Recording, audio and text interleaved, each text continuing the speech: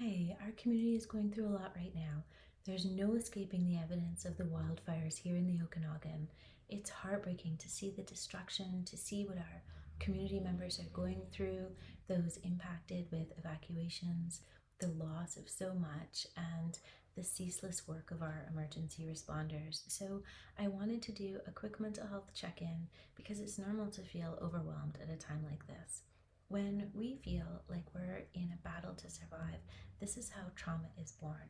When we watch those we care about struggle, this is how vicarious trauma is born. So you must care for yourself. In the words of Eleanor Brown, rest and care are so important.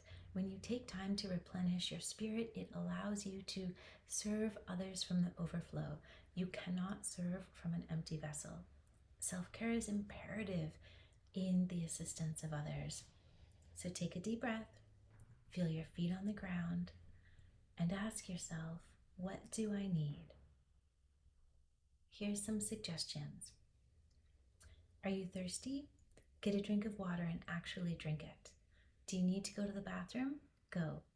Have you eaten? When? What will help you sleep better tonight? Make a plan and follow through with it. Do you have a headache? What can you take for it? Take 5 deep breaths and give your brain 10% more clarity. Are you lonely? Who can you talk with? Chew some gum or a mint to shift your parasympathetic nervous system out of the stress response by kicking on digestion. If you can generate saliva, your body calms down.